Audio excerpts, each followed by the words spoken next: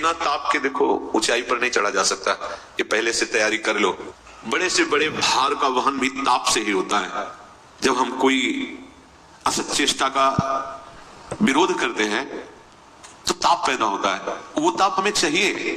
अच्छे से समझ लीजिए, हृदय की बात कह रहा हूं, पर ऐसा कोई बिरला ही कर पाता है जिससे अगर तुम्हारे हृदय में प्रभु मिलन की चाह प्रकट हो जाए, लालसा प्रकट हो जाए, फिर आगे का मार्ग बताना नहीं पड़ता। वो खुद हृदय में ताप होता है। बिना ताप के देखो ऊंचाई पर नहीं चढ़ा जा सकता।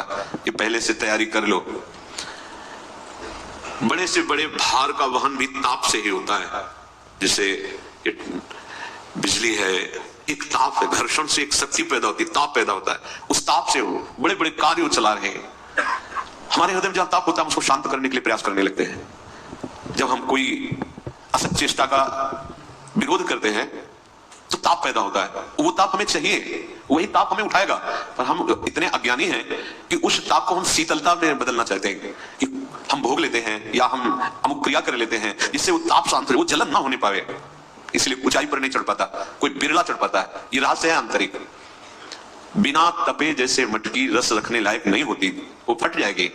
कच्ची मटकी में पानी एक चुल्लू डालो, पूरी मटकी बेकार हो जाएगी। उसे ताप चाहिए तभी वो रस ग्रहण करे। ऐसे ही हृदय में हमें ताप चाहिए, इसलिए जानबूझकर प्रभु देते हैं। नहीं, जरूरत उनको क्या है विपरीतता देने की, प्रतिकूलता देने की। जानते हैं हम उनके हैं, हमारी परीक्षा की जरूरत क्या है। लेकिन बिना ताप के जैसे मटकी पक नहीं सकती, ऐसे बिना ताप के आपकी चाहतें जो सांसारिक है वो मिटेंगी नहीं।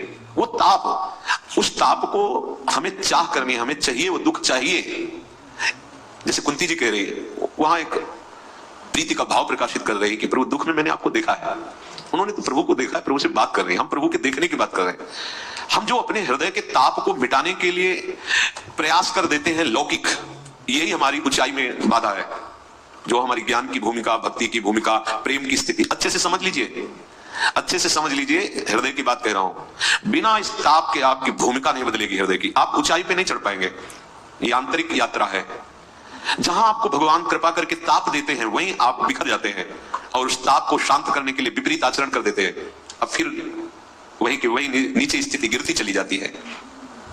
किसी ने पूछा कि साधन करते करते इतने दिन व्यतीत हो गए, पर मुझे ना तो भगवान की प्राप्ति की इच्छा है ना भगवान प्राप्त हुए, तो इसका क्या कारण हो सकता है। हम भजन कर रहे हैं, बहुत समय से साधन में लगे हैं, मानो अपने सबका प्रश्न है। भगवान की प्राप्ति की इच्छा, हाहाकार मच जाएगा हृदय में। इच्छा तो एक बार तो इच्छा हो इनसे मिलने की। अभी तो केवल वाणी से भले बोल रहे हो, हृदय से नहीं। आवश्यकता उस इतनी हो जाए प्रभु की कि चैन ना मिले, तब उसे इच्छा कहते हैं। जैसे प्यासा आदमी, चाहे उसके आगे अमृत रखो, रबड़ी रखो, नहीं, उसे केवल पानी चाहिए। जब हमारी श्वास लेने की वृत्ति जैसे जल में डुबोने पर होती है, केवल अब हमें वायु चाहिए, श्वास, ऐसे जब हमारी चाह केवल भगवान चाहिए, केवल प्रभु चाहिए, जरूरी है, हमें जरूरी है, अत्यंत आवश्यक है जीने के लिए। जैसे जल वायु अन्न की आवश्यकता है, ऐसे जीवननाथ के लिए उनके मिले बिना जीवन का अस्तित्व क्या, यही भटकना रहेगा, बार बार जन्म, बार बार मरण, बार बार भोग क्लेश अशांति। तो पूछा कि साधन करते करते इतना समय हो गया, ना तो भगवत प्राप्ति की इच्छा है और ना प्रेम है, तो इसका क्या कारण हो सकता है। तो आपको सच्ची बताएं, महापुरुषों के वचन है, इसमें आपका विषय सेवन है प्रधान कारण। ये जो बैलेंस बना के चलते ना, मन राजी रहना चाहिए। यही सबसे खतरनाक बात यही है साधक के लिए, मन राजी होना। किस किस में राजी हो रहा है, रसेंद्री में, जनेंद्री में, नेत्रेंद्री में। साधन चल रहा है, बहुत सुंदर बात है, साधन चल रहा है, पर आप अपने हृदय की जलन को बढ़ने नहीं दे रहे हैं, उसको किसी न किसी विषय से और वही ताप आपको ऊपर उठाना है, जो उठाने वाला है उसे तो शांत कर रहे हैं। तो भाई पहली बात यह है कि जब कभी कोई व्यापार करता है तो लाभ के लिए करता है। अगर उसे 100 रुपए की भी हानि हो जाए तो बर्दाश्त नहीं करता है। क्या जो आपने कहा कि हमारा बहुत समय से साधन भजन चल रहा है, क्या इस कोटि का आपका साधन भजन है कि आप अगर 10 मिनट भगवान को भूल गए तो आपको कैसा लगा, कुछ फर्क पड़ा? अगर आपको रोज 1000 रुपया लाभ मिलता है और आज 900 मिले तो 100 का घाटा तुम्हें चुभेगा।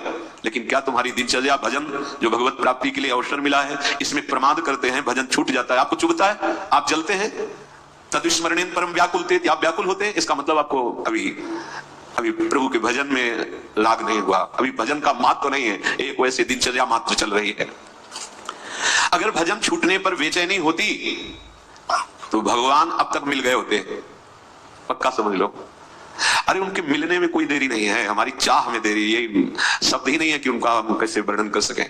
कृपा ही कृपा, वो इतने करुणामय हैं, इतने कृपालु हैं, इतने प्यारे हैं, इतने सहज दयालु हैं कि वाणी तो असमर्थ है उनकी महिमा कहने में।